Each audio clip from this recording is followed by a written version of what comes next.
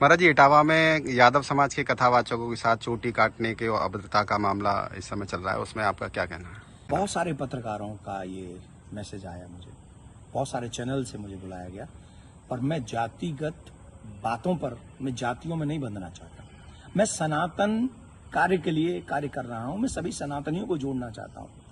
रही बात चोटी काटने की, गलत है। किसी के भी साथ दुर्व्यवहार नहीं करना चाहिए। कोई भी किसी भी प्रकार का दुर्व्यवहार करता है वो ठीक नहीं।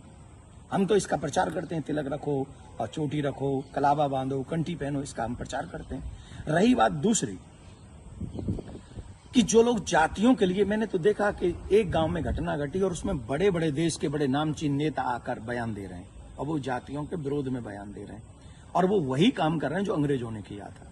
मैं ये जानना चाहूंगा, अभी आप लोगों ने भी सुना होगा, मथुरा में एक कांड हुआ था।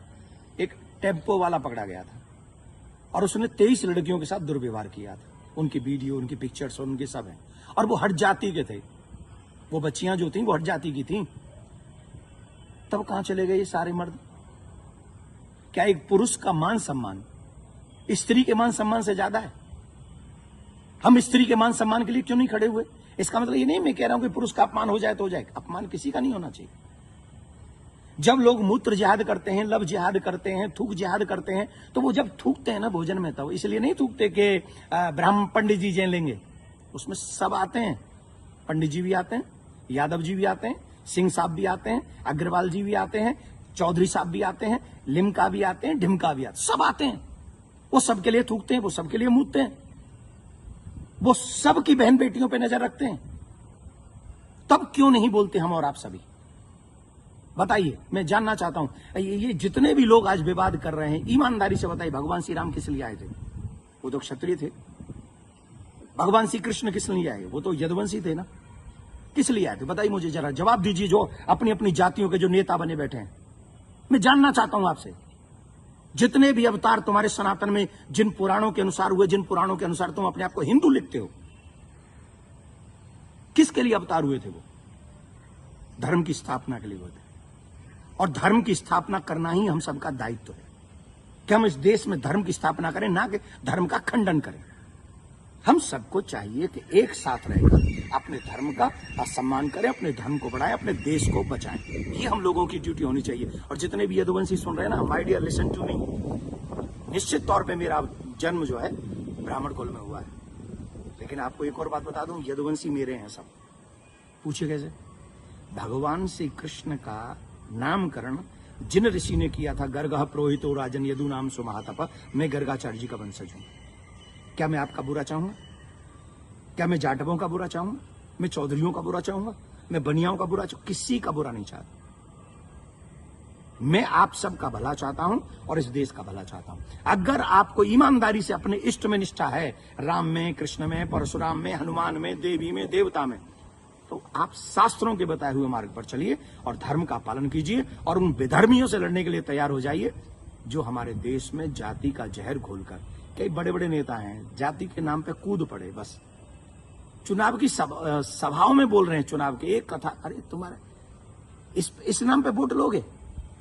लेकिन महाराज जी, सवाल ये आ रहा है कि ब्राह्मणों के अलावा और कोई समाज का व्यक्ति कथा कर सकता है कि नहीं कर सकता? क्यों नहीं कर सकता भाई? कथा प्रवचन कहीं भी करे। हम अपने बच्चों को कहानियां सुनाते, कथा सुनाते हैं, क्या बुराई है? हर एक जाति के व्यक्ति, मम्मी पापा, दादी दादा, नानी नाना तो अपनी ही जाति के होंगे ना। कहानी सुनाए, कथा सुनाए, कोई बुराई नहीं है। लेकिन व्यासपीठ पर बैठ के सप्ताह करना, देखिए उसकी विधा, हम शास्त्रों की बात करेंगे। यहां मैं अपनी बात नहीं करूंगा। मैं ब्राह्मण कुल में मेरा जन्म हुआ है, लेकिन कितने ऐसे कार्य हैं जो मैं खुद नहीं करता। जैसे यज्ञ कराना मैं नहीं करता, क्योंकि उसमें मेरी नॉलेज नहीं है। विवाह कराना वो मैं कार्य नहीं करता। अंतिम संस्कार में भी जो 16 संस्कारों में से एक है, मैं वो नहीं करता।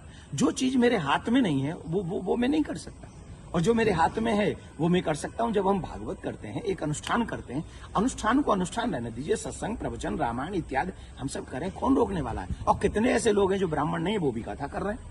हमारे यहाँ तो मुस्लिम भी राम कथा करके गए हैं और हमने उनको स्वीकार किया। रसखान को हमने स्वीकार किया है। रसखान के पद हम लोग गाते हैं। तो इसमें जाति के चक्कर मत पड़िए, जाति बंधन मत फैलाइए। मैं हाथ जोड़ के प्रार्थना करता हूं, आइए हम सब एक हों, सनातन देश और धर्म और आने वाली पीढ़ी को बचाएं। यही हमारा दायित्व है। जय श्री राम। लेकिन महाराज जी एक सवाल और कि उनपे आरोप लग रहा है कि छेड़छाड़ की उस घटना में शामिल पाई गई। देखिए, न तो ये काम देवकी नंदन का है और न काम ये अखिलेश जी का और तेज प्रताप जी का है। जो चीजें हुई हैं, अब कह रहे हैं कि 2 आधार कार्ड मिले हैं, कोई कह रहा है उनको छेड़खानी हुई है, जो कोई कह रहा है उनकी चोटी काटी, उनका अपमान किया गया। तो इसके लिए संविधान है, इसके लिए प्रशासन है, हमें बांटना नहीं है। प्रशासन अपना काम करे, जहां जो जिसकी गलती हो उसे सजा दे।